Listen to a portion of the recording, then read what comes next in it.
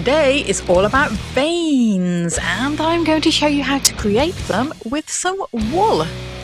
So just take your desired colour of wool. I'm using a mixture of black and red here, but you can use whatever your heart desires. And then cut off some pieces of the wool and just separate the strands as you see me doing here. You can go for various thicknesses so that it looks a little bit more natural. Just make sure you don't sneeze because you could lose all your wisps. Then grab yourself some glue and a cotton bud and some water. Dip the cotton bud in the water, dip it in the glue, and then paint the glue on where you want the veins to sit.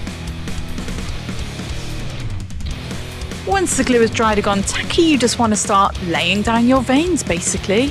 Just put a little bit of water onto your hands to press the veins down onto your skin, otherwise you will stick to the glue and you will lift the veins up and ruin all your good work. Or you can press them down with some tweezers like you see me doing here. So just keep adding them in a random organic fashion until you are happy with the number of veins you have. I'm creating a monster hand here, but obviously if you're going for something more human, then you might want to rein it in a little bit more than you see me doing here. Once you're happy, you just want to stipple a little bit of latex over the top of your veins. This step is purely optional. Obviously, if you're allergic to latex, don't do this. But this does just make the veins look a little bit more like they're under the skin, and it seals them in a little bit more so that they don't come off. Powder over them, spray some setting spray just to get rid of that powdery look, and then you just want to go in with a little bit of colour. So I'm just stippling on some alcohol tones just to create a nice kind of red monstery looking skin.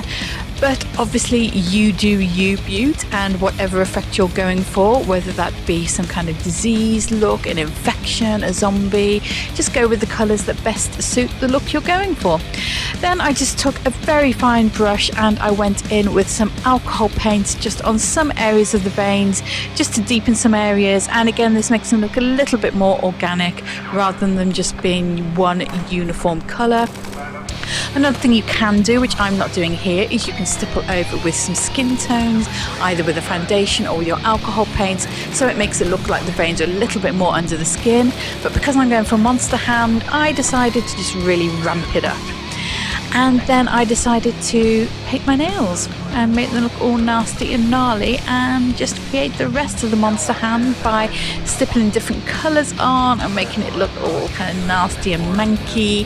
And then I stuck on these false nails, which I just put on with a little bit of latex, a little bit of tissue just to hold them down in place.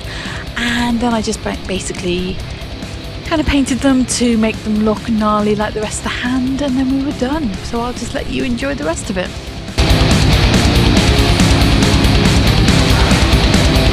This is a really great technique for creating veins, and it's good on prosthetics, it's good on skin. So yeah, try it out for yourself and see what you think.